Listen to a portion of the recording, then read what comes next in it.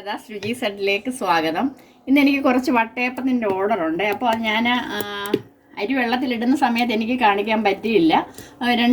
രണ്ട് മണിക്കൂർ സമയം ഞാൻ 2 കിലോ അരിയും അതിനുള്ള ആവശ്യത്തിനുള്ള ചോറും തേങ്ങയും ഈസ്റ്റും കൂടെ 2 മണിക്കൂർ സമയം കുതിരാനായിട്ട് വെച്ചിരുന്നു. അതിനുശേഷം 2 മണിക്കൂർ കഴിഞ്ഞിട്ട് അത് അരച്ച് വീണ്ടും 2 മണിക്കൂർ കഴിഞ്ഞിട്ട് ഞാനിപ്പോൾ എടുത്തിരിക്കുന്ന മാവാണിത്. ഇപ്പം നന്നായിട്ട് പൊങ്ങി വന്നിട്ടുണ്ട്. ഇനി ഇത് ഞാൻ പാത്രത്തിൽ കോരി ഒഴിച്ചൊന്ന് ചുടാനായിട്ട് പോവുകയാണ്. ആ സമയത്ത് നിങ്ങളെ അത് ഞാൻ കാണിക്കാം. അപ്പോൾ അതാ വട്ടയപ്പം ഉണ്ടാക്കുന്നതിനായിട്ട് ഞാനൊരു പാത്രം അടുപ്പിൽ വെച്ചിട്ടുണ്ട്. അപ്പോൾ ഇനി നമുക്കൊരു പ്ലേറ്റ് എടുത്തിട്ട് അതിനകത്ത് കുറച്ച് നെയ്യ് പുരട്ടിയിട്ട് ഒന്ന് അടുപ്പയിലോട്ട് വെച്ച് കൊടുക്കാം. അതിനുശേഷം മാവ് ഒഴിച്ചു കൊടുക്കാം. ഒരു 3/4 ഭാഗം മാവ് വരെ ആകാവുള്ളൂ. ബാക്കി നമ്മൾ പൊങ്ങി വരുന്നുടനെ പാത്രം നിറഞ്ഞോളൂ. ഇനി നമുക്കതിൻ്റെ പുറത്ത് കുറച്ച് ട്യൂട്ടി ഫ്രൂട്ടി ഒന്ന് ഇട്ട് കൊടുക്കാം. ഈ ട്യൂട്ടി ഫ്രൂട്ടി എടുത്തിട്ട് ഞാൻ അതിൽ കുറച്ച് പൊടിയൊന്ന് പുരട്ടിയാണ് ഇങ്ങനെ വെച്ചിരിക്കുന്നത്. അത് നമ്മൾ മാവ് അടുപ്പയിൽ വെച്ച് കഴിയുന്നുടനെ ഈ ട്യൂട്ടി ഫ്രൂട്ടി താന്നു പോകും, അല്ലാതെ നമ്മളിടുമ്പോഴേ കാണത്തില്ല. അതിന് വേണ്ടിയിട്ടാണ് ഞാനിങ്ങനെ പൊടി പുരട്ടിയതിന് ശേഷം ഇടുന്നത്.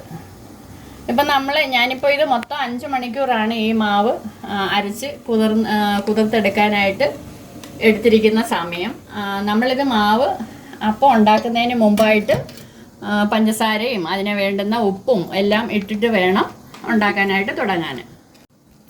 അപ്പം നമ്മുടെ വട്ടയപ്പം ഒന്ന് നോക്കാം. അപ്പം നന്നായിട്ട് വെന്ത് വന്നിട്ടുണ്ട്. അപ്പം നമുക്കിതൊരു ഇത് വെച്ചൊന്ന് കുത്തി നോക്കാവേ. നമ്മുടെ പപ്പടം കുത്തിയാണ്. ഇതിലൊന്നും പറ്റിയിട്ടില്ല. ആ ഒരു പരുവത്തിൽ വേണം നമുക്കിത് എടുക്കാനായിട്ട്.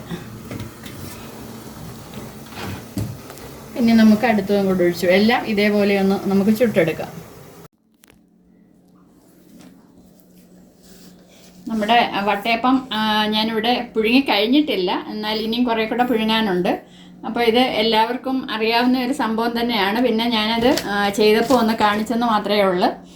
ഈ ട്യൂട്ടി ഫ്രൂട്ടി ഇടുന്നത് പിന്നെ ഒന്ന് അറിഞ്ഞിരിക്കേണ്ട കാര്യം തന്നെയാണ്. ഇത് ഞാനിത് പൊടി പുരട്ടിയാണ് ഇട്ടതെന്ന് പറഞ്ഞില്ലേ, അത് ഈ അരിപ്പൊടി തന്നെയാണ്. നമ്മൾ ഇടിയപ്പത്തിനുമൊക്കെ ഉപയോഗിക്കുന്ന അരിപ്പൊടി തന്നെയാണ്. ഞാൻ നേരത്തെയൊക്കെ ചെയ്യുമ്പം വെറുതെ ഇങ്ങനെ ഇട്ട് കൊടുക്കുന്ന സമയത്ത് അതങ്ങ് താന്നു പോകുമായിരുന്നു. പിന്നീടാണ് എനിക്ക് മനസ്സിലായത് ഇങ്ങനെ പൊടി പുരട്ടി ഇടുമ്പോൾ നമ്മൾ ഇത് താന്നു പോകത്തില്ല. പാത്രം നമ്മൾ പുഴുങ്ങിയെടുത്ത് കഴിയുമ്പോൾ ഇതേപോലെ തന്നെ ഇരിക്കുമെന്നുള്ളത്.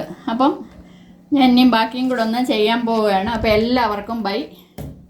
ഇനി അടുത്ത ഒരു വീഡിയോയുമായി ഞാൻ വരുന്നതായിരിക്കും.